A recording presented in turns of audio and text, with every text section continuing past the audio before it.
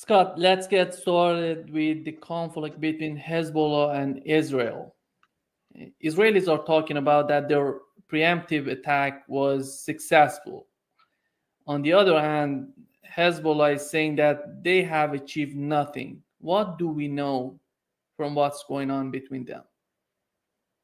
Well, we have two competing narratives. One is that Israel carried out this massive retaliation strike, making use of the most advanced, military capabilities in their arsenal: F-35 fighters, 100 aircraft, targeting a number of sites preemptively. We also know that Hezbollah retaliated using low technology equipment that appeared to saturate and carve a hole or a gap in the Israeli air defense, which was then exploited by drones, which carried out a very successful attack against one of the most sensitive intelligence sites in all of Israel, Unit 8200. They're basically the equivalent of the National Security Agency of the United States. Hezbollah has said that the Israelis hit nothing. We don't know. We don't know what the battle damage assessment is. What we do know is that both sides have toned down the rhetoric at this point in time, and that it looks like the emphasis is being shifted back to Gaza for the time being. I think this is just part of the managed escalation. I think, though, if the Israeli preemption was successful, Hezbollah still demonstrated that it didn't preempt anything, that Hezbollah was able to penetrate Israel's air defense and launch a successful strike using very low technology weapons. But if the Israeli intervention was not successful, as Hezbollah is telling the truth, Israel has actually given away a lot of information. First of all, this was a major military operation, 100 aircraft, F-35s, refueling. It involves targeting. And we're talking about immediate targeting because this is a preemptive strike. So Israel's saying that they are detecting things as it's happening to try and prevent an imminent threat. I don't know what Hezbollah's intelligence capabilities are. I can tell you that if I were a Hezbollah intelligence officer, based upon what Israel did, I would be able to reconstruct or deconstruct the Israeli actions and identify the various nodes of criticality when it comes to preventing Israel from doing this again. Israel gave away a lot doing this attack, and I believe, if Hezbollah is right, accomplished little or nothing. Hezbollah claims that it didn't stop any of the rockets that were intended to be fired. They were all Katyushka rockets, very low sophistication. Israel did manage to destroy some of the launchers after they had launched their rockets, but none of Hezbollah's advanced capabilities were affected by this. So Israel gave away the farm and accomplished very little. So advantage Hezbollah, I would say right now, but neither side wants to see this thing escalate out of control. And so I think right now we have a lull in the escalation. But until they get a ceasefire agreement, until this Gaza conflict is brought to an end, the conflict between Israel and Hezbollah will continue to go through this cycle of escalation management. Did Hezbollah use its ballistic missiles? If not, why they didn't use it? They didn't use them because they're not ready to escalate to that level. When Hezbollah unveils its ballistic missiles, they will be striking the heart of Tel Aviv. They will be striking central Israel. They will be striking the most sensitive targets in Israel. And this is the kind of escalation that Israel can't allow to de-escalate. This now means decisive, full-scale engagement between Hezbollah and Israel. So these weapons are held in reserve by Hezbollah until which time they need to be used. Right now, Hezbollah didn't need to send that signal. They sent a different signal, which is you killed one of our people, we're trying to kill one of yours. And the rumor is that they were going after the head of Unit 8200. Whether or not they were successful in this, there's some reports that say they were, there's some reports that say they weren't. But it was clearly an effort by Hezbollah to kill a very senior Israeli military official. And that's the kind of retaliation that prevents escalation, meaning that it is reciprocal in nature as opposed to being, totally disproportional to what Israel had done to Hezbollah. There is an interview with a 77 years old Israeli general with hearts. He's talking about how important is this war of attrition for Israel, and they're not capable of having this type of war, a conventional war, a war of attrition with Hezbollah or Iran. And do you think, is there anybody in the Netanyahu administration taking this type of mindset serious? Well, I mean, first of all, Israel's never prepared for anything like this. This is such a long conflict has not been part of Israel's operational or strategic planning. I've been saying this for some time, that Israel lacks the capacity to continue this indefinitely. They will exhaust themselves militarily, they will exhaust themselves economically, and eventually they will exhaust themselves from a socio-political standpoint as Israelis with dual citizenship, with that second passport, start to flee the country because Israel is no longer a country that's livable, at least not to the lifestyle that the Israelis had hoped for by moving there. Netanyahu is in the fight of his political life. This is the final battle. This is about his legacy. And so a lot of what Netanyahu does isn't about the legitimate national security interests of Israel or what's best for the Israeli people, but it's all about what's best for Benjamin Netanyahu. To retain political viability up until the very end, to ensure that when he does step out of the political arena for the last time, that it is as somebody who is victorious, somebody who is seen as fulfilling his mandate of securing Israel. It's very difficult to do under these circumstances. He, of course, is the man who helped drive a decisive wedge amongst the Israeli population because of his efforts to politicize the Israeli judiciary. This is before October 6th, when he was seeking changes in the basic law of Israel that would allow the Knesset, the Israeli parliament, to control judicial appointments and to question judicial decisions. This was done for very selfish reasons because Netanyahu, of course, has ongoing corruption cases. And if he is ever hauled before an Israeli court on these charges, he will probably be found guilty and sent away for the rest of his life. Or, even if he's not imprisoned, it'll be the end of his career, and the last thing he'll be known as is being, convicted of corruption. He wants to be known as the man who saved Israel. He's one of Israel's greatest leaders, etc. But he's also the man who was at the helm on October 7th when Hamas launched its surprise attack. He's also now the man who has been at the helm for the longest war Israel's ever fought, and it's a war that Israel's not winning. And so he is desperate to find some sort of political solution to this problem.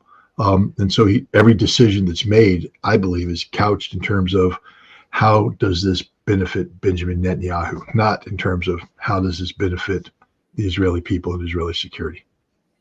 And we've seen something similar to what we've seen before. When we had an Iranian attack on Israel, we didn't see a lot of pictures coming out of Israel. Right now, they've banned anything, taking picture, videos, sending out.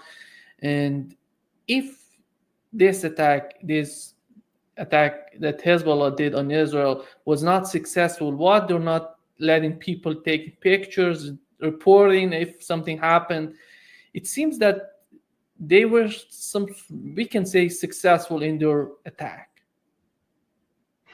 I don't know. I'm a guy with experience in what we call battle damage assessment, and one of the things we do when we launch attacks is we want to get imagery of the results so that we can determine whether or not we accomplished what it was we were seeking to accomplish.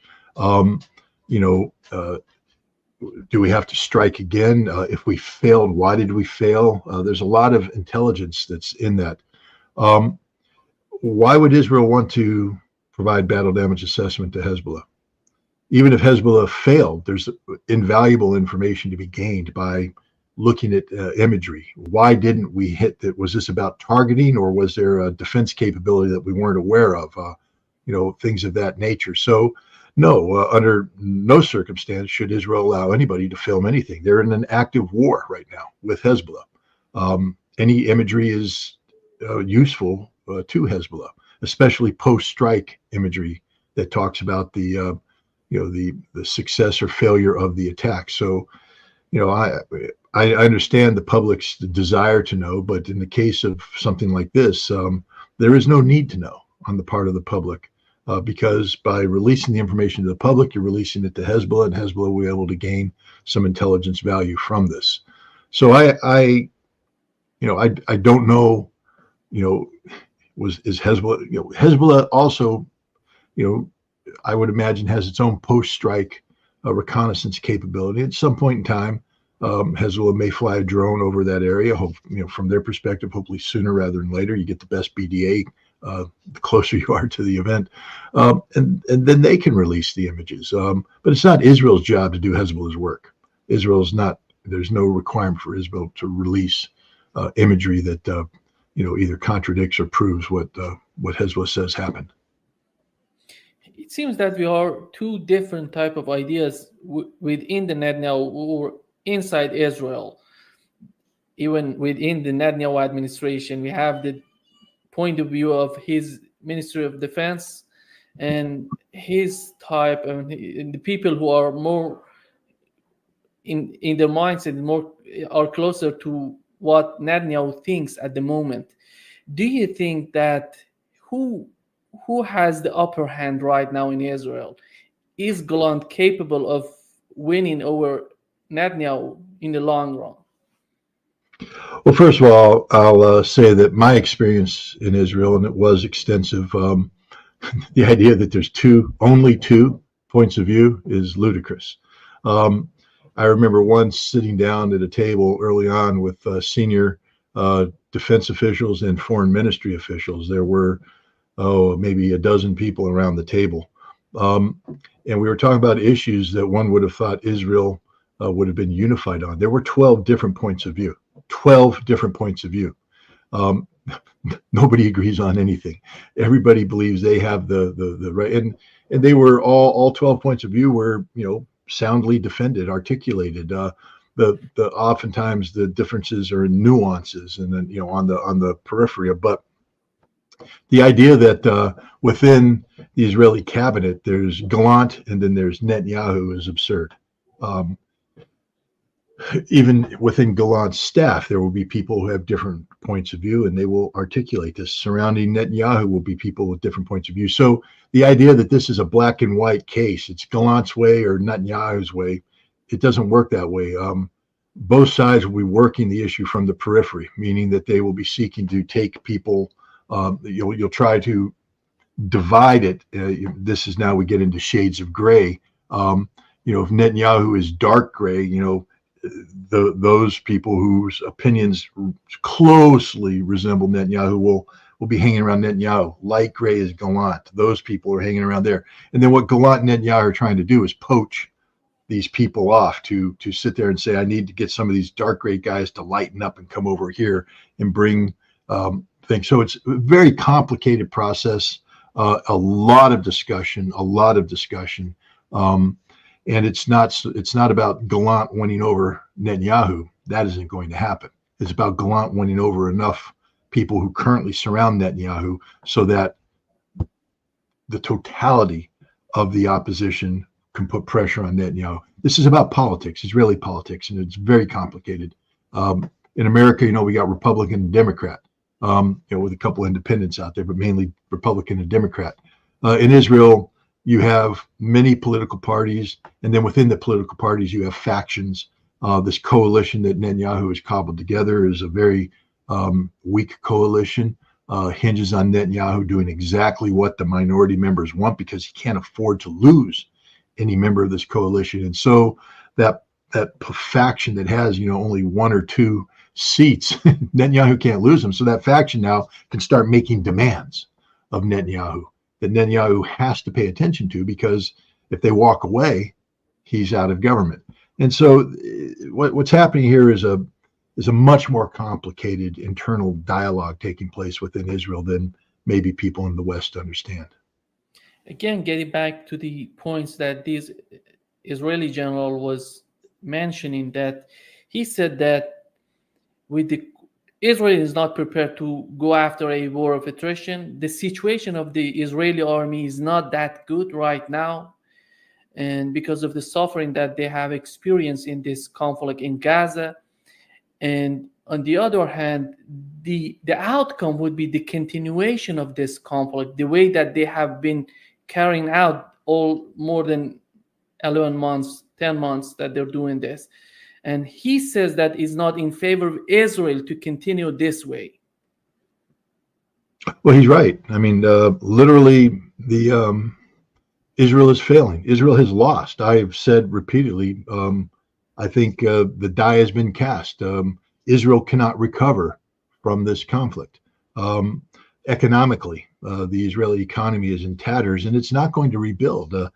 One of the key dialogues that's taking place on the side is the United States is trying to get Saudi Arabia to reconcile its differences with Israel, to recognize Israel, to enter into diplomatic relations with Israel. And the concept that empowers this is the notion that Israel will serve as the economic hub, sort of the engine, the technology-driven engine of whatever partnership can be crafted.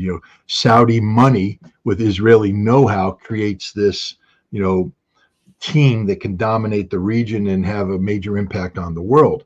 But Israel will never again rest in peace. It's over. Gaza has proven that. Until there's a Palestinian state, Israel will never rest in peace. And if Israel's not resting in peace, then their economy can't recover. And their economy right now is devastated, gutted, billions of dollars of losses. The Israeli society is deeply fractured now. There will be people who say we have to accept a new reality if we want to survive. There will be others who say we must double down and and create a greater Israel and eliminate this Palestinian scourge once and for all. Israel will never again be united on the direction it needs to go. There will always be this debate. And I think right now, because of the pressure being placed on Israel from around the world, there will be a discussion that leads to the creation of a Palestinian state. And as soon as you have that happen, some important changes have to take place inside of Israel, some of which Israel will never recover from. And one of these is the disenfranchisement of these Brooklyn Jews, I call them, these American Jews who've flown over to Israel to steal land in the West Bank, to murder Palestinians, to create these illegal settlements. These settlements will have to be dismantled. This will cause huge domestic problems, maybe even take Israel up to the brink of civil war. And basically, all of these factors are creating an Israel that is not a safe place to live, is not a good place to live, not a good place to raise children. And I think you're going to see millions of Israelis who have dual citizenship flee Israel. And now you have a demographic problem. Right now, 9 million Jews, roughly a little bit more than that in terms of non-Jews, Arabs, Muslims, and Christians. But when you start dropping that population, when the number of Jews starts dropping down to 7 million, to 6 million, to 5 million, suddenly Israel stops being viable in terms of its current makeup. And, the concept of a two-state solution yields to the reality of a single-state solution. I think that's the direction that we're headed. And I don't think there's anything Israel can do to stop this. Now, the question is, does Israel want to do this in a way that minimizes damage to whatever Jewish entity remains in the Holy Land, or do they want to do something that leads to the total destruction of Israel? If Netanyahu and his ilk have this way, they'll lead to the total destruction of what we today call Israel. If saner minds come in and start working diplomatically, I do believe that we can work our way towards a single Palestinian state, where Jews, Muslims, Christians can live together in peace and harmony. But it's going to be called Palestine, not Israel. It's not going to be a Jewish state.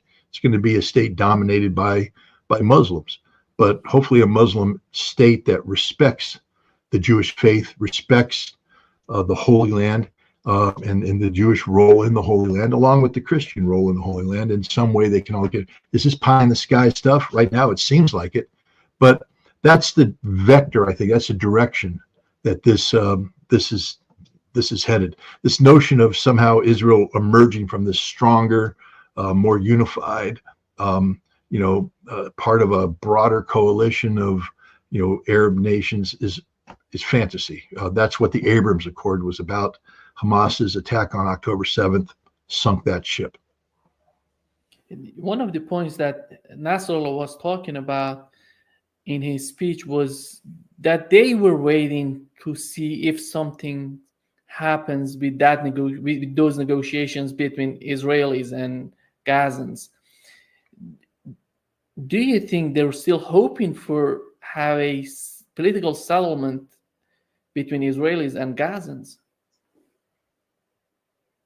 I mean, there will have to be a political settlement because Israel can't survive if this war continues. You've had repeated Israeli generals, retired, say that in a year's time Israel will collapse on its own volition because it can't continue this fight. So eventually, Hamas will not be defeated. I mean, we have another Israeli general that has admitted that Hamas is not just a physical entity, but it's a political point of view. It's an ideology, and you can't defeat that militarily. In fact, the more Israel commits genocide, the stronger Hamas gets from an ideological standpoint. So the reality is, Israel is going to have to deal with Gaza on the terms set by the Gazans. And right now, the leadership of the Gazans is Hamas. There are things being done to try and make such a dialogue possible, which is, for instance, China brought together 14 different Palestinian factions to create some sort of singularity that's inclusive of Hamas and Fatah, so that when Israel is ready for meaningful discussions, that which sits across from it isn't going to be called Hamas. And that might be a political compromise that has to be made in order to get not only Israel to the table, but to get Fatah, the Palestinian, the PLA, Palestinian Authority, Palestinian Liberation Organization, get them to the table as well, because there are factions within the Palestinian community that are not supportive of Hamas, that are deeply resentful of Hamas and would not participate in any, large-scale discussions or dialogue, with Hamas representing them all. So what China did, and again, Russia played an important role in helping facilitate this. China is at least moving in the direction of creating a governance entity that Hamas factors in, but it's not called Hamas. And at some point in time, Israel will have no choice but to sit down at a table across from them. Will be sitting somebody from this entity. That's the only way this ends. This doesn't end in an Israeli victory. That's for sure. If you were Chinese, how do you feel about the attitude of the United States when it comes to Gaza? Because they were trying to bring these groups together, but we see that the United States attitude is totally different. They're trying to help Israel in whatever they want to do in Gaza. Do you think that they're feeling that the United States is helping these negotiations or something else? I don't think there's anybody in the world, including Americans, if they can speak off camera, who believes that America is facilitating in a positive way negotiations. We have betrayed ourselves by siding so strongly with Israel. And in fact, the irony is by siding so strongly with Israel, we've actually done Israel a great disservice, because we would have been better positioned had we retained a modicum of independence where we could be trusted as a broker. And then we could, help babysit a peace process that maybe gave Israel more of what they're looking for. But today, nobody trusts us. And one of the reasons is all we bring is death and destruction. Our only solution is more war, more weapons, more confrontation. I mean, China comes in and their solution has nothing to do with war. It has to do with facilitating peace, creating opportunities for dialogue that leads to, economic, political stability that translates into economic stability. So I think there's growing recognition in the Middle East and indeed around the world that if you take American hand of friendship, it's going to lead to a conflict that will probably end up destroying you. I mean, the Ukrainian precedent is there, but so is the Kurdish precedent, so is the Afghan precedent. The United States hasn't hit one out of the ballpark in terms of a conflict that promotes its geopolitical position in a long, long time, and we're not going to. The world is tired of war. The world is exhausted of war. The world is looking for peaceful outcomes, and the United States therefore becomes part of the problem, not part of the solution, because all we know is war. How do you find Iran right now? Do you think they're going to attack Israel within 72 hours, as Washington is pointing out? Iran has every right to attack Israel anytime it wants to, given what Israel did in terms of assassinating a senior Hamas official in Tehran. But Iran has to look out for Iran's best interest, and Iran also has to keep an eye on the bubble. If Iran is part of a resistance that's dedicated to supporting the notion of the creation of a Palestinian state, understand that they're winning. Right now, they're winning. We just had a long discussion about how difficult of a situation Israel's in. And one of the reasons why there won't be stability down the road is because of the role Iran plays in facilitating the efforts of the axis of resistance to keep Israel destabilized. The Houthi, Iranian militias, Syrian militias, Hezbollah, Hamas. So if Iran were to decisively engage, it changes the whole dynamic of this conflict from one where the axis of resistance, the Palestinians, are winning. It's a difficult fight. When I say winning, that doesn't imply they're ready to have a parade down Main Street. But it's ugly. The genocide is real. The death of these Palestinian civilians is real. This is a real struggle. It's not easy, but they're winning because Israel itself acknowledges it can't sustain this indefinitely. It can't even sustain it for another year. So if you're winning, why do you want to change the algorithm of success? And attacking Israel massively could do just that. It could trigger a response from Israel that includes the United States participating, something the United States has been hesitant to do. In fact, has said to Israel, we aren't going to participate in an attack against Iran.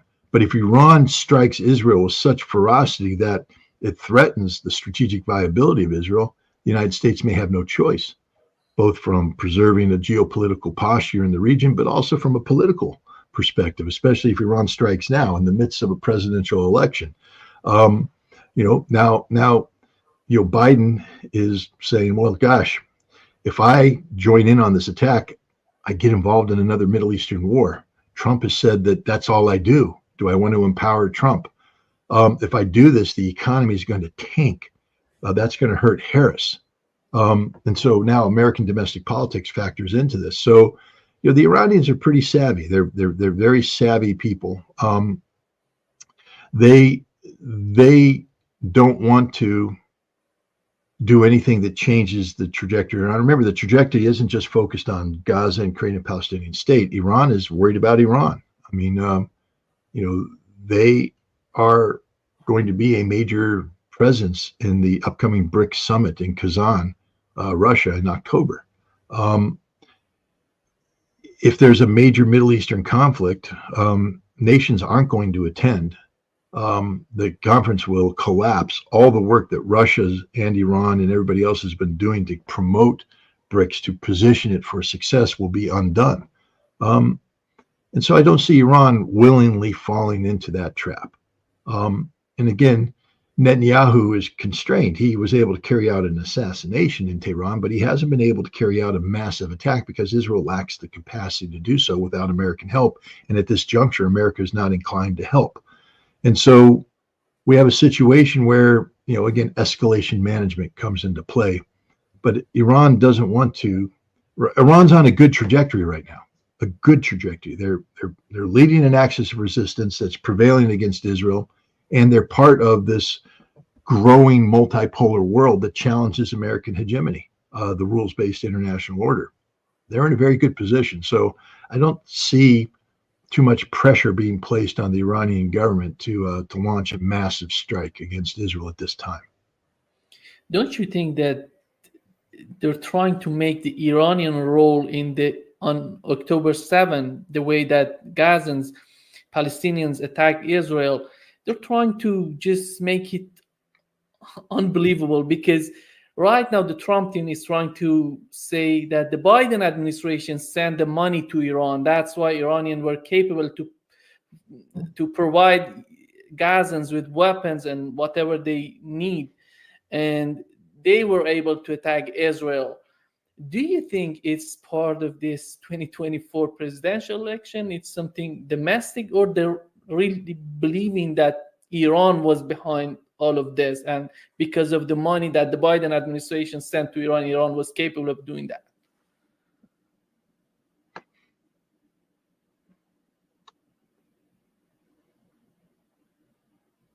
I think this is about domestic American politics. I think this is about exaggerating or manufacturing out of thin air Iranian intent, nefarious Iranian intent, etc. As I said, Iran's not in the business at this point in time of messing with the algorithm of success it currently enjoys. From the Iranian perspective, frankly speaking, it doesn't matter who wins this election. It doesn't. So why would Iran invest resources into trying to control the outcome of this election? Iran, like China, like Russia, has pretty much turned its back on the West. They're no longer concerned about, political nuances. Maybe there's a better chance to get sanctions lifted if so-and-so wins. Maybe we can do this, maybe we can do that. They don't care because, frankly speaking, regardless who wins, the policies are going to be bad towards Iran. The Democrats haven't articulated anything that sounds like, oh, we want to improve relations. The Republicans certainly haven't. And so I think the idea of Iran taking such a risk to get involved in a process that it has little chance of altering the outcome, it's absurd. It makes no sense. I don't think Iran is involved because Iran doesn't care. Iran believes that whoever wins is going to be bad for Iran. So therefore, the best thing to do is to solidify your new direction. Iran's no longer pivoted towards the West, hoping for better relations with either the United States or Europe. Iran has pivoted to the East, committed to a Eurasian economic union, a Eurasian security infrastructure, committed to the Shanghai Cooperation Organization, committed to BRICS. That's the direction they're headed. So I think almost everything you hear about Iran interfering in the United States is manufactured. It's made up. It's speculative. The point is that they're thinking that without Iran, Palestinians, Hamas was not capable of doing that offensive on Israelis. That shows a lot of disrespect for Hamas. Did Iran play a role in arming Hamas? Yeah. There's no doubt in my mind that many of those weapons were provided by Iran. But Hamas is not incapable of developing its own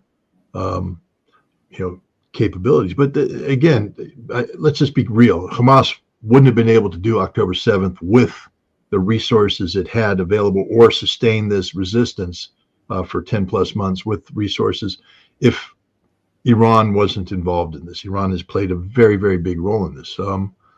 So, there is legitimacy to that argument that, this couldn't have happened without Iran's involvement. But, but it did happen. And it is the Gazans who are paying the price, which means that this isn't about Iran using Hamas as a tool. This is about Hamas asking for assistance because Hamas knows the direction it wants to go. So I think, that difference, speaks volumes about, the importance of the Iranian thing. Iran didn't invent this crisis. This crisis is because of the Nakba. This crisis is because of irresponsible Israeli policy over the years. This crisis is because of Israel's ongoing brutalization of the Palestinian people. Iran didn't make that up. But Iran is one of the few nations that has said, in fact, it's the only nation that has enshrined in their constitution support for Palestinian statehood. It's amazing that a Shia Persian state would be doing this when Sunni Arab states don't. And I'm talking about Saudi Arabia. I'm talking about the United Arab Emirates. I'm talking about Kuwait. I'm talking about, Qatar. I'm talking about all the nations that Qatar at least, is there for them. But all the others, they've abandoned. I mean, Yemen's on the side of Gaza now, decisively so, at least the Houthi. But the big players, the guys with the big bucks, with the big resources, who claim to be regional leaders, have shown that they're just sellouts to the West. And the other perception on the part of Washington, it seems that they're thinking that Iran is behind Houthis, behind Hezbollah, and Iran can control 100% their behavior. Do you think that has anything to the reality of and the nature of the relationship between Iran and these groups? First of all, the Houthi exist in a historical context that has nothing to do with Iran. In fact, if you want to get down to the particulars of it, going back, the Houthi are practitioners of a version of the Shia faith that many Shia find to be, heretical. I don't want to commit to, so it deals with the numbers of Mahdis, or the emphasis they place on the order of succession from Ali. But the bottom line is they've taken the succession in a different direction than the Twelvers or the mainstream Shia faith that is in place in Iran. And there are many in the Iranian Shia community, and Iran is a heavily religious state governed by a theocracy, who viewed the Houthis as not being of true faith. So the idea that they're the loyal servants of Iran is absurd. But from a geopolitical standpoint, Iran has identified with the Houthi cause because they're pitted against some of Iran's major regional adversaries, Saudi Arabia in particular. So, the Houthi have a very close link with Iran, and their defenses are very much influenced by Iran. But the idea that the Houthi are automatically an extension of Iran and will do whatever Iran dictates, it's more complicated than that. The same thing you can say about Hezbollah. Iran has a relationship with the Shia of Lebanon, especially in the south, Bekaa Valley, south of the Litani River, where Iranian clerics came in to profess the faith. And so, and then there's intermarriages. And so there's just a family related linkage between the Shia of the South and Iran, that then became political when Israel invaded the South. A lot of people don't realize that when Israel went in 1982 and occupied South Lebanon, that the Shia were initially almost supportive of it, because they felt that the Palestinian Liberation Organization, and that's the reason why Israel went in, is to purge the PLO, were not acting in their benefit, best interest, or Lebanon's best interest. But then the nature of the Israeli occupation was such that the Shia turned against it, and this created. You had the Amal movement, which is a Shia militia, but then the Amal movement fractured, and you started to see the rise of the influence of Shia clergy, and next thing you know, you have this entity created called Hezbollah, which is supported by Iran, not so much officially early on, but because of family.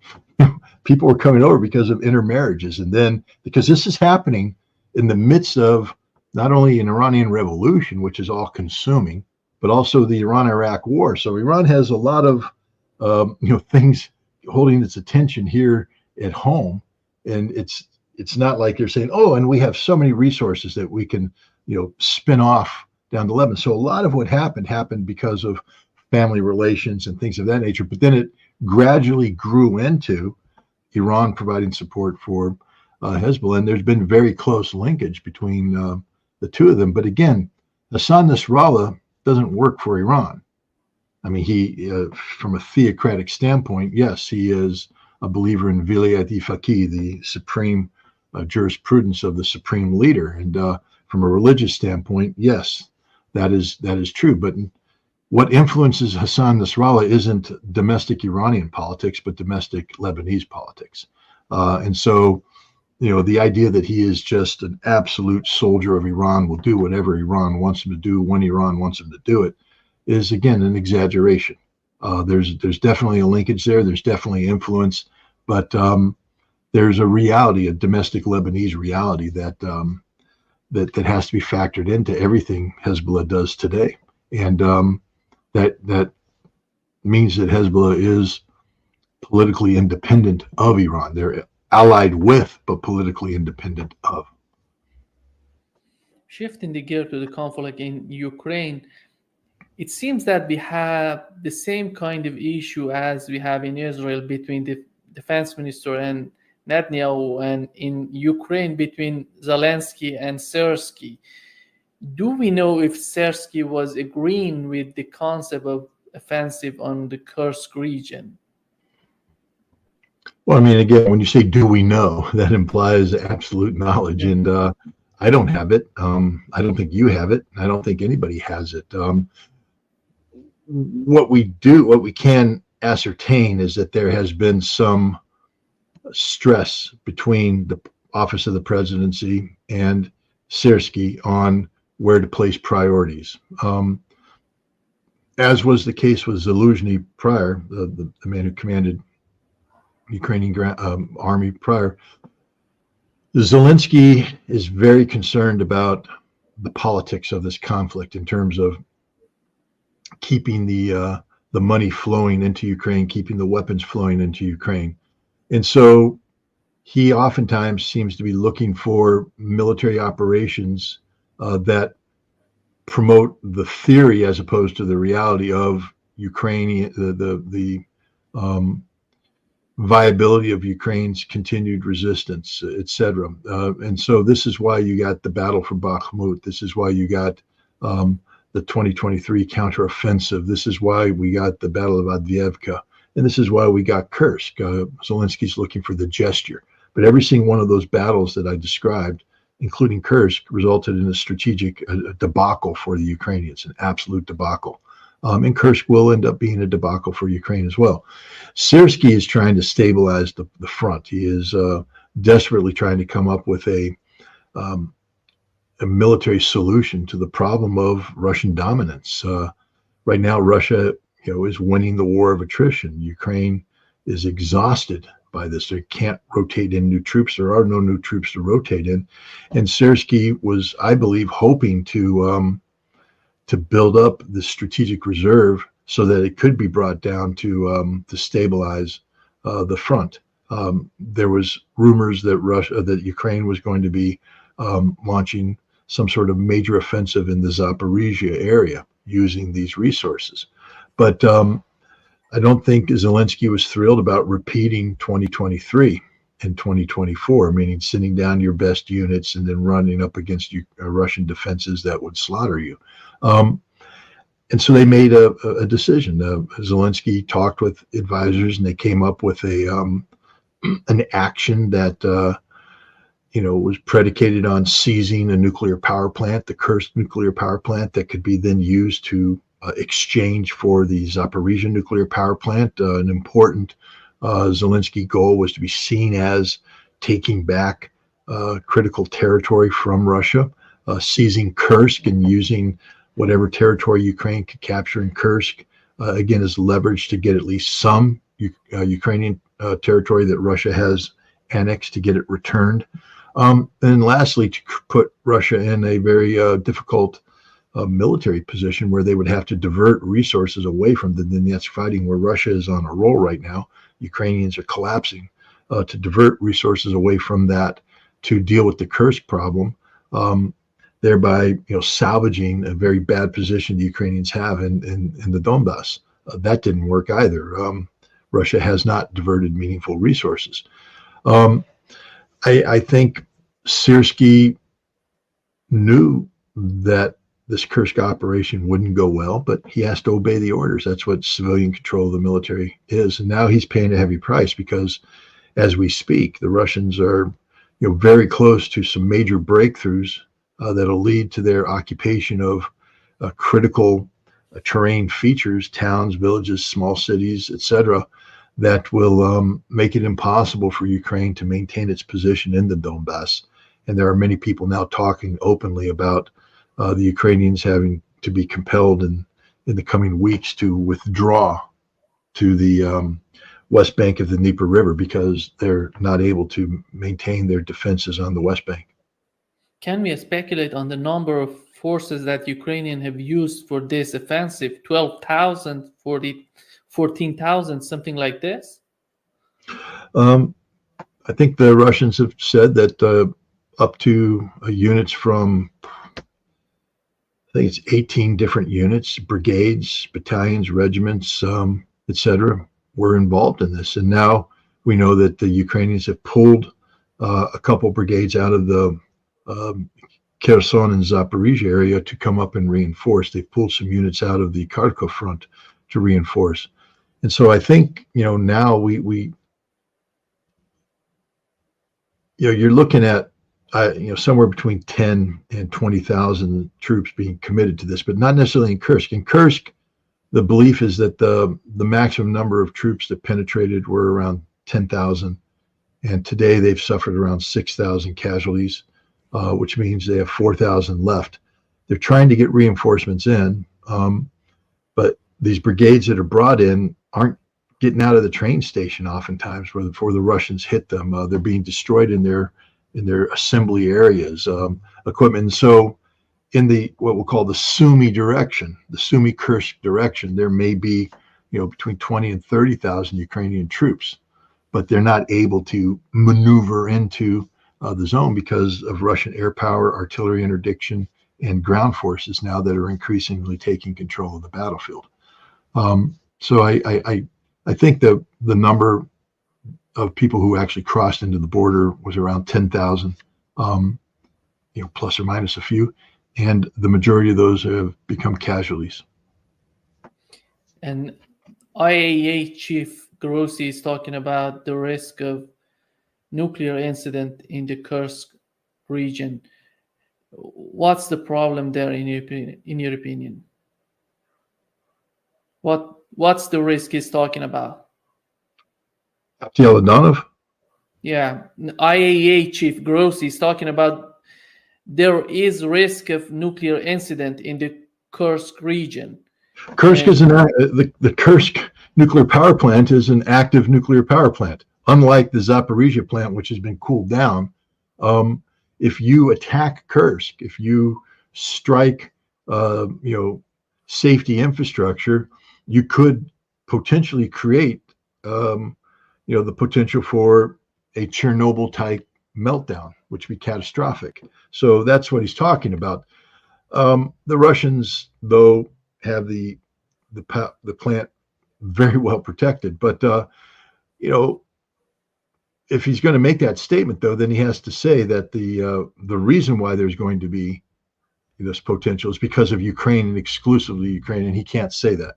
He can't acknowledge that it's Ukraine's fault. He's just speaking of of the conditions that exist that could lead to the potential of this. This is part of the strategy of the IAEA and the Europeans in general to create the notion of an emergency that requires European intervention to achieve stability. But it's a narrative that's falling on deaf ears inside Russia. Russia's just not going to allow what? Europe to come in to protect the cursed nuclear power plant. What Russia is going to insist on is that Europe tell Ukraine to leave Kursk and to surrender, that the war is over, that it can't be won. But yeah, I think that's it. And we had Modi's visit to Kiev, and he was talking about the negotiations and peace talks. And today we've learned that he was talking with Putin as well. Do we know what India is trying to do? And he is trying to be relevant in the world stage. It's a major player. It has some leverage in this conflict because of BRICS. Russia has a long history of relations with India, and so India, operates an independent foreign policy. And so one of the things India would like to do is bring about stability, regional and global stability, by bringing it into this conflict. So of course India comes in with a peace, the concept of the potential of a peace plan. And Russia has always said that it will not close the door on any legitimate discussion about peace. But the door is shut. Modi did visit Kiev, but Ukraine invaded Kursk, and that changed the entire outcome. Russia's just not in the mood, but Russia's not going to slam the door on Modi. Putin will listen to anything anybody has to say, but then Putin will, inform them of the realities, and that if the peace plan doesn't deal with the realities, then there is no peace plan. Because the head of Russian intelligence talking about that there is no possibility of having any sort of peace talks with Kiev. And with this attack, do you think that, if you remember those preconditions of Putin before the summit in Switzerland, do you think Russia is achieving those preconditions without having any sort of negotiations? Absolutely. Demilitarization is taking place as we speak. The Ukrainians are suffering horrific casualties, not only in Kursk, but in the Donbass. They're running out of troops. They're running out of equipment. That is literally the definition of demilitarization. And I think now Russia has made strategic decisions regarding how this conflict ends and what Ukraine looks like when this conflict ends. And I think that the probability of Russia insisting that Odessa become Russia, Mykolaiv becomes Russia, Dnipropetrovsk becomes Russia, Kharkov becomes Russia, and now Sumy becomes Russia, these are real probabilities that will forever change the map of Ukraine and the relevance of Ukraine going forward. This is the direction we're heading. The day of sitting down and coming up with a modification of the Istanbul Communique of April 2022, which is what Putin's plan was in June, those days are finished. Russia's not going to ever do that. When this war ends, Ukraine will be demilitarized, or Ukraine will be denazified. It'll be the end of the Banderist movement, the end of the ultra-Ukrainian nationalist movements, and Ukraine will be neutral. There won't be any NATO forces in Ukraine, and Ukraine will not be entertaining the possibility of joining NATO. I think these are the three things that Putin insists on, and I think these are the realities now that Ukraine has to adapt to if they want to bring this war to an end any other way than unconditional surrender. But Zelensky says he's not ready to talk about these things, these changes that are happening. And I wonder when he's going to be ready to talk because Ukraine is losing more and more.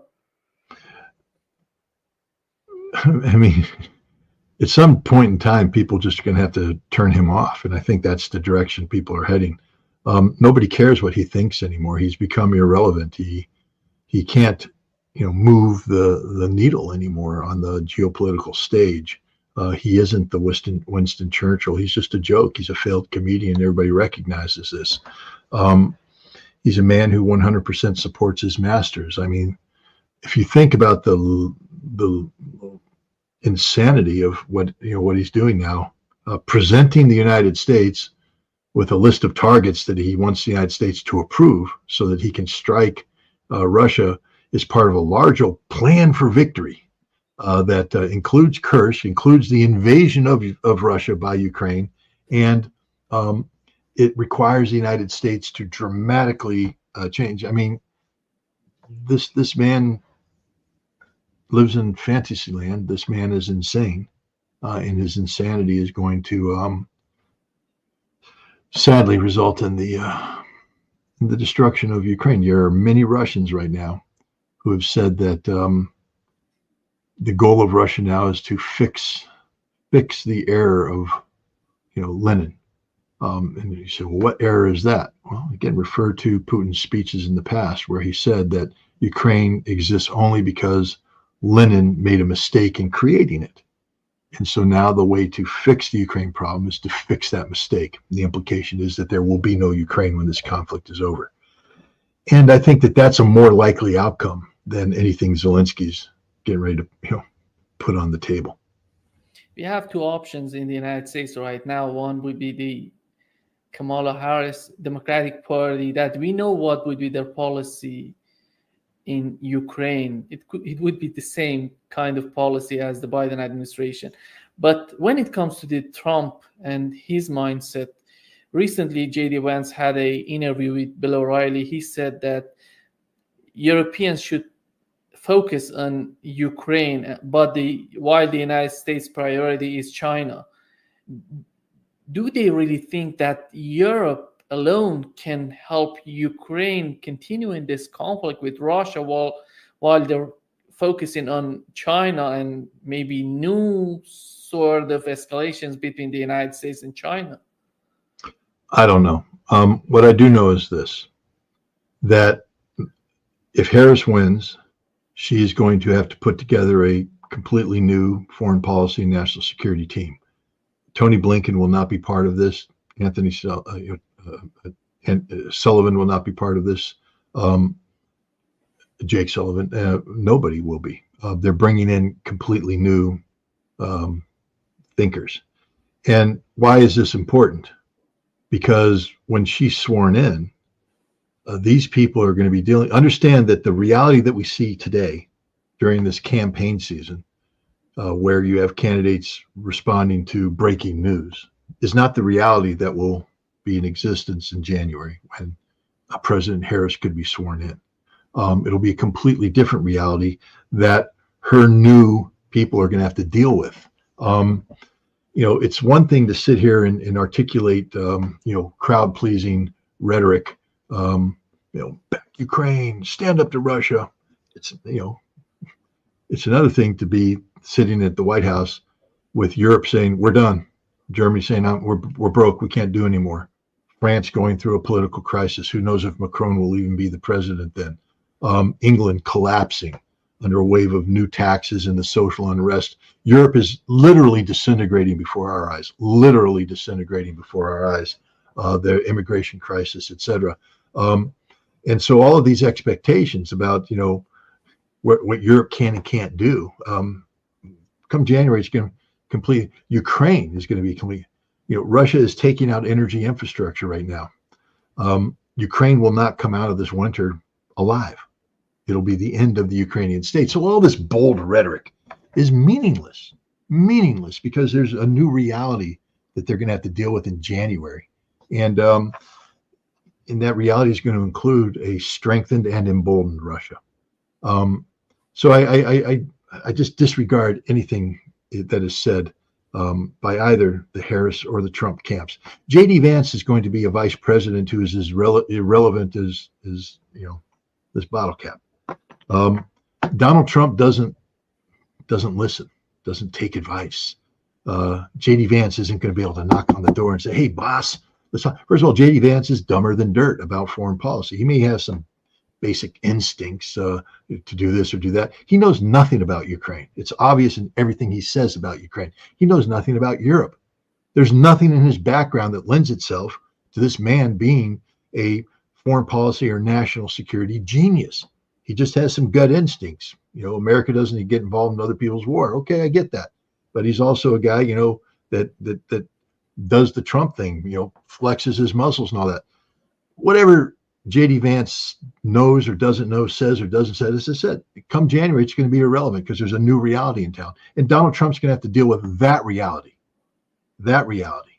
And we don't know how he's going to deal with it because we can't paint that. But I think right now in this political season, this silly season, what I'm looking more for is not the specifics of how they're going to stand up to Russia. What I'd like to hear is how they're going to keep America out of a war.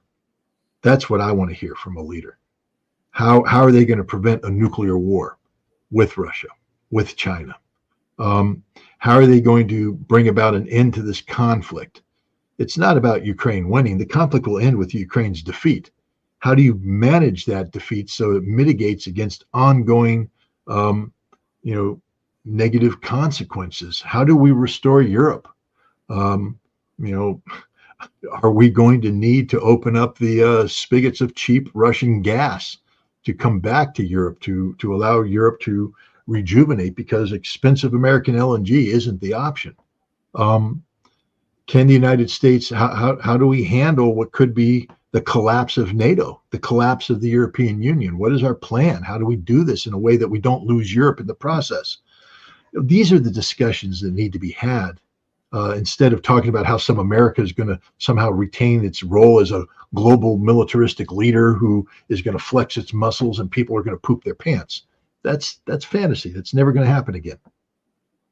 Do we see unity in the European Union right now? Because even in the western part of Europe, you see the Czech president saying that the Nord Stream pipeline was a legitimate target, and right after that, the German government said, no, that wasn't the case. You cannot say that. How do you see the difference between Olaf Scholz and Macron? The differences between the western part and the eastern part of Europe. How do you see, without the pressure coming from the United States, is Europe willing to continue this conflict in Ukraine or not? It doesn't matter if they're willing to. They don't have the ability to. So the question's already been answered. I mean, Germany, you got your great German generals, a concept that doesn't exist today. But these bold leaders who have led massive armies into great success around the world. No, they haven't. Talking about we need to retool and reconfigure to be ready to fight Russia in 5 years. Okay, with what?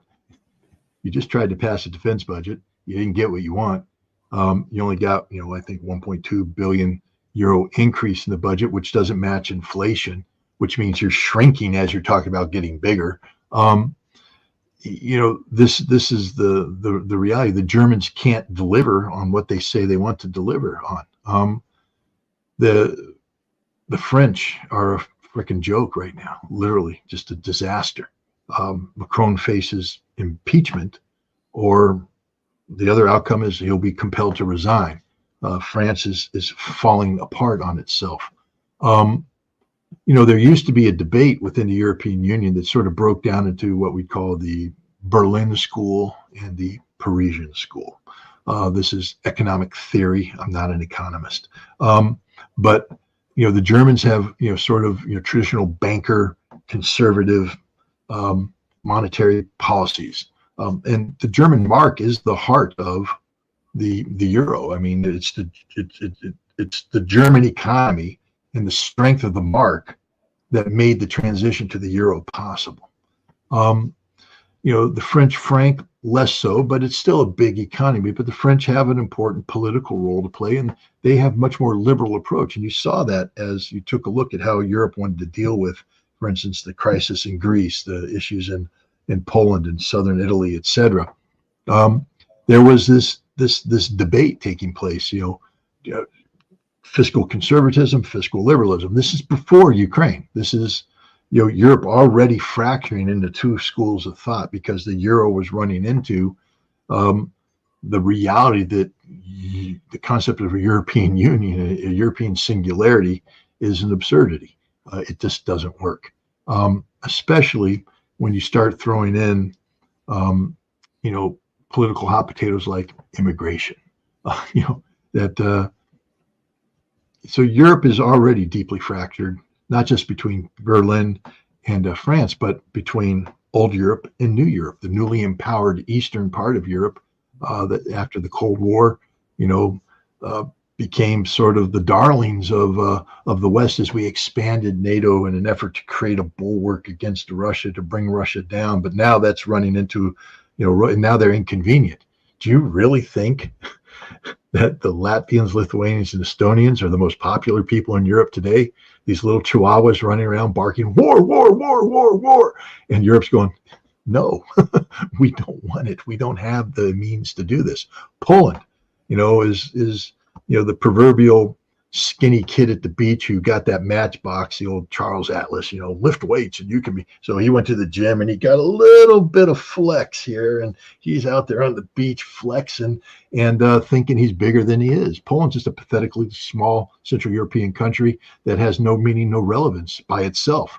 There's a reason why Poland gets invaded and people cross over, because Poland sucks as a nation. And it will continue. I'm sorry, Poles, but prove me wrong. Elect a government that stands for something other than letting the rest of the world back you up while you flex. You pulled that a couple of times, and that's why you got occupied. That's why you got defeated. Okay? You wanted the world to come to your rescue in World War II. Not going to happen. Nobody's coming to your rescue because nobody cares about you. You're irrelevant. You're like Ukraine. You just don't matter. You could matter if you brought something positive to the mix, contributed in a meaningful fashion. But the moment you start thinking that you're bigger than you are, when you're something you're not, then it becomes problematic. And so the Poles will continue to be a huge problem for Europe. You have, Hungary threatening. I mean, who knows where Hungary is going to go? Bulgaria, Romania is going through some problems. Europe is not a stable environment. It's an inherently destabilized entity that's collapsing in on itself as it speaks. That's the reality. So we should stop this nonsense about speaking about, Europe and what Europe's going to do. Europe is going to disappear. Europe doesn't exist. Nation states exist, and each one of these nation states, as Europe collapses, is going to collapse in on itself and try and solve the problem for itself. Do you really think the French political crisis is going to be solved by somebody in Brussels saying, well, we in the European Union believe that France should do the following? France is going to say pound sand. Italy is going to have some big problems coming up. We haven't heard from them in a while, but trust me, those problems are there. The Meloni government may not be long on this planet. None of these governments are long on this planet because the economic crises that face Europe collectively, not just individual states, but collectively, are almost insurmountable. And at the end of the day, when you're a politician, I think James Carville's 1992 maxim to Bill Clinton, it's the economy, stupid. It's the economy. It's not Ukraine and Russia and war. It's the economy. Do the people have jobs? Do the people have health insurance? Do the people, have a standard of living? And remember, we're not talking about taking people out of the depression and making them better where they've already suffered and they're strong and resilient. We're about taking the softest people in the planet, the spoiled European populations that had, big vacations, big pensions, guaranteed everything. Why? Because they could underwrite it with cheap Russian gas. And now they're collapsing. And so their expectations are to stay up here. It's not to start from nothing and go upwards. It's to prevent itself from going downwards. And a politician right now isn't going to be able to deliver on that. So one by one, you're going to watch successive European governments fail because they can't live up to the expectations of the people they're supposed to serve. Not the European Union, not the European singularity, but the French people, the German people, the Italian people. Europe forgot how to do that because they bought into this nonsense of the European Union, the stupidity of a singularity when one never existed and one will never exist. And that's the reality of Europe. It's again, what I'll say today is that the European problem that manifests itself right now, that people are talking about, is going to be a very different problem come January when the next president's sworn in, and a very different problem come next summer. We're talking about rapid, the rapid collapse of this European Union, this European promise. Do you see any sign that Europe is learning from the conflict in Ukraine if something happens between the United States and China, not to get involved in that sort of conflict because they have been damaged by this conflict? They have been hurting by this conflict in Ukraine too much that they cannot sustain any sort of new conflict with China because we know how important China is for Europe.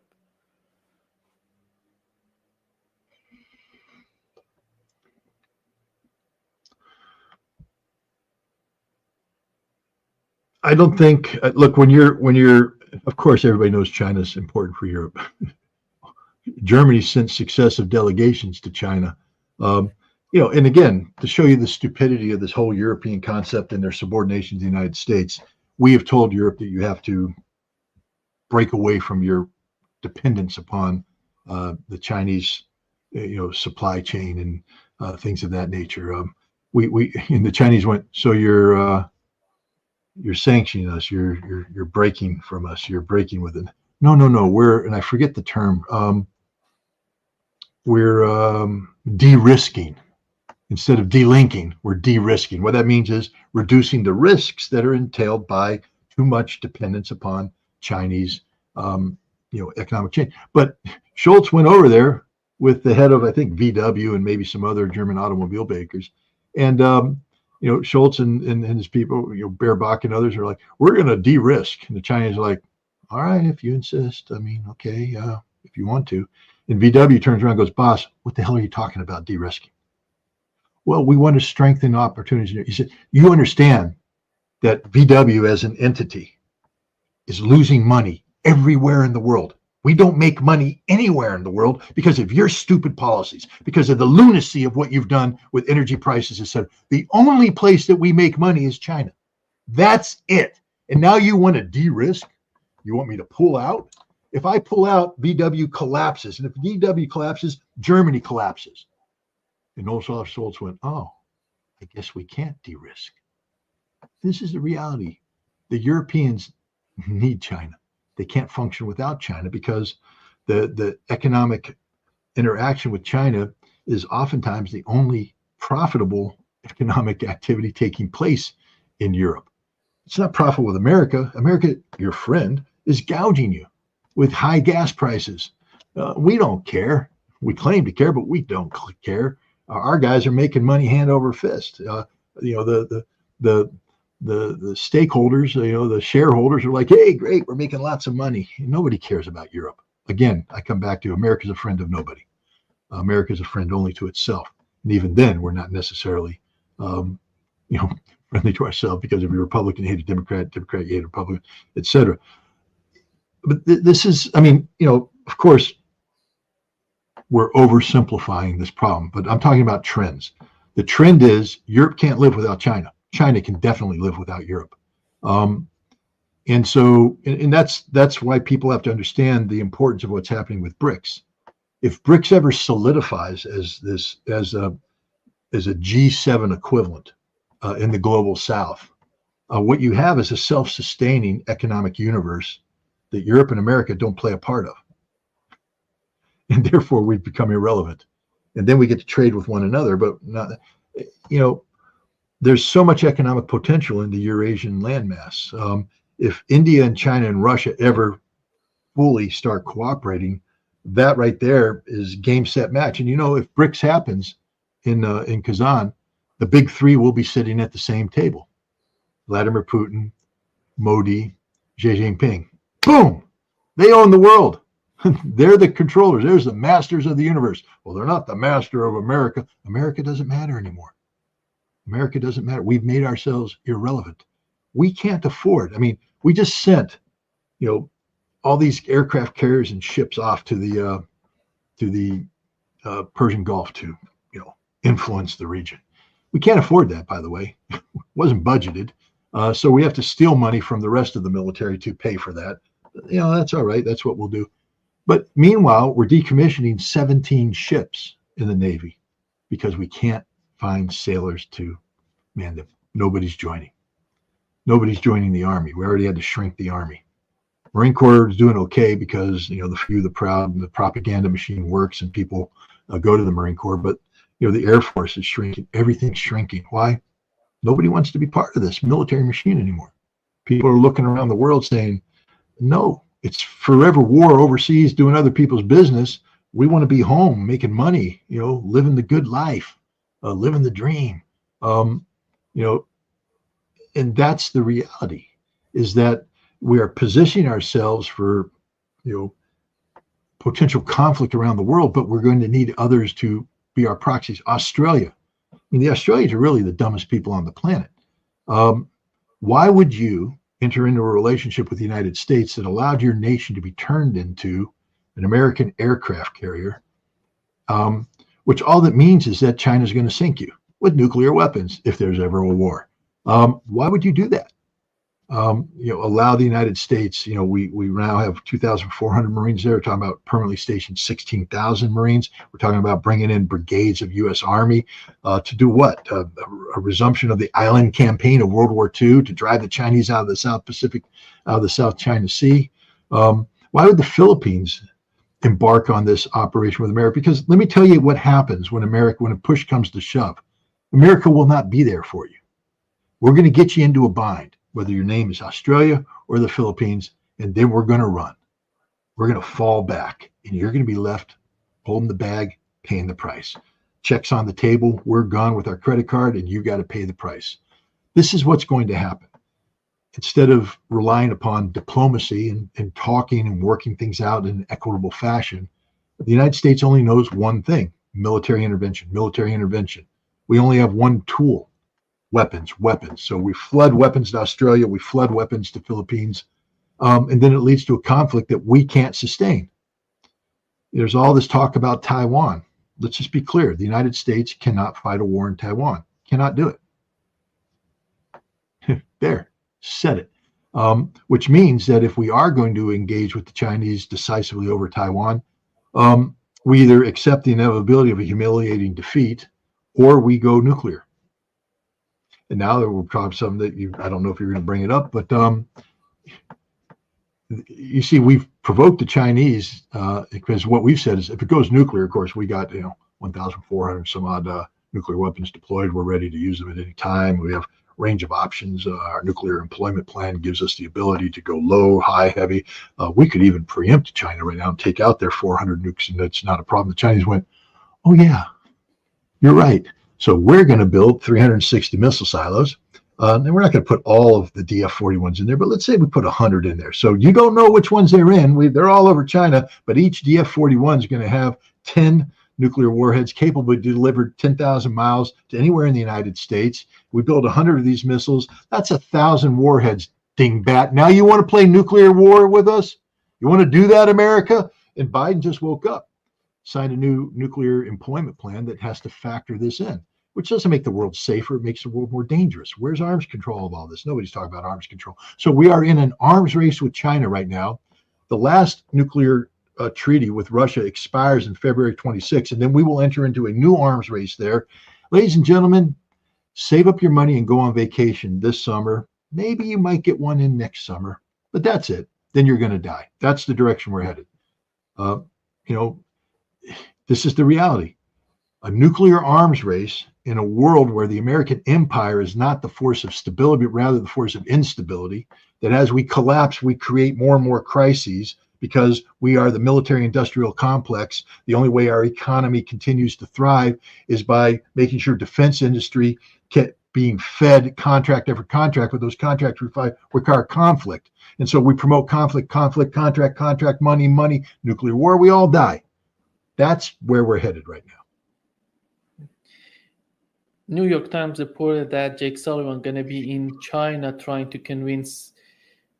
Can you hear me? Yeah. New York Times reported that Jake Sullivan going to be in China trying to convince Chinese again not to help Russia. And do you think that he's going to put a new kind of pressure on Chinese? I don't know what he's going to do, but so far we haven't seen that China going to agree with the United States on putting pressure on not helping Russia. Why is he thinking that this time he's able to change the mind of Chinese? Well, let's just think about this logically. It's September, or it's almost September. The election will be in November. A new president will be sworn in January. No matter who wins the election, Jake Sullivan's out of government.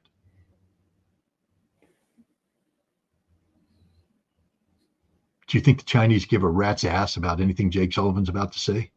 You think the Chinese are going, ooh, let's lean in hard here. Jake Sullivan's coming. I mean, my God, we're going to have to deal with this guy for another 4 years. No, he's done. Literally the definition of a lame duck. I think right now he has to go through the motions because the world is expecting this. You know, the United States has to be seen as doing something, promoting something. But China's not going to, change its policies. What does the United States have to offer China? China is with BRICS. That's the direction, multipolarity.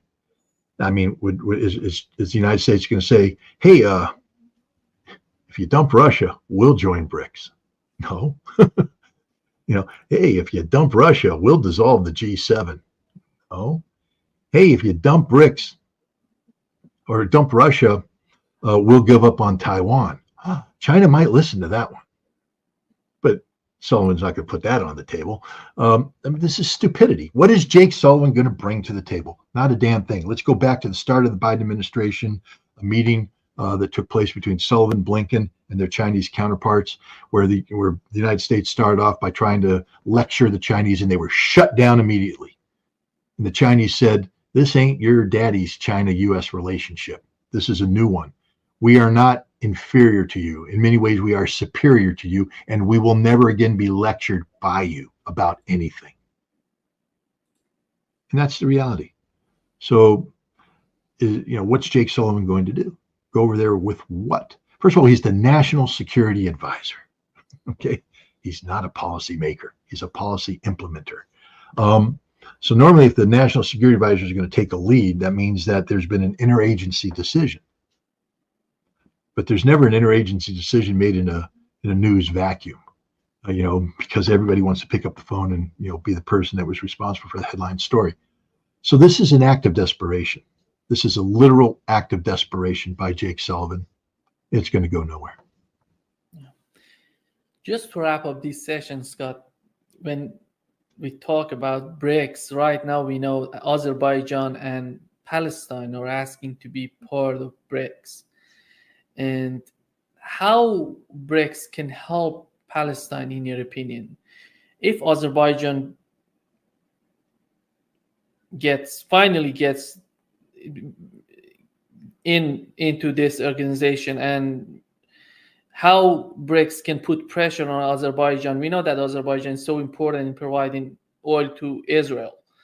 And is that possible that through Azerbaijan, BRICS just put some sort of pressure on Israel? Is that possible? Or well, I think you missed the whole purpose of BRICS, because what you're describing is what the United States does and its allies. And BRICS has said that's not us. We're a consensus organization. We don't put pressure on anybody. We come up with a decision that people buy into. We have discussions. But what BRICS is going to now sanction Azerbaijan? Hey, join our organization so we can sanction you. No, that's not how it works. What happens is Azerbaijan comes in and people say, hey, Gaza's a problem. Everybody goes, yep, Gaza's a problem. We need to come up with a solution. Yep. How do we work together to get this solution done? And then they work out that. But we really need to stop thinking like America thinks. BRICS will not be a sanctioning body. They're not going to sanction. BRICS will be a body that promises growth, not war, and promises cohesion and unity, not separation and isolation. What can Palestine expect from this? One, if they're part of BRICS in one way or another, the economic potential of BRICS to help rebuild Palestine. I think that's a very big thing. And that's where China comes into play. That's where all of the BRICS nations comes into play. But the idea that that Azerbaijan's being lured into BRICS so that Russia and China can put pressure on it, that's American thinking. That's not how BRICS operates. BRICS is a consensus-driven organization that will not. It's just not going to. That's how America defeated itself. I mean, my God, if we hadn't sanctioned the world, we'd still be the most influential economic power in the world today, where people actually look to us and say, oh, a relationship with America is economically beneficial. Now people are fearful. We have an economic relation with America, but we don't have independent foreign policy anymore, because if we ever do something we think is good for us, America will sanction us. And so therefore, it's not good to be closely tied to America. It's not good to be dependent upon the dollar. This is why there's a drive for de-dollarization, alternative forms of international payment. The United States has destroyed itself through this tool of sanctioning. Why would BRICS ever follow that pattern of behavior? Yeah. Thank you so much, Scott.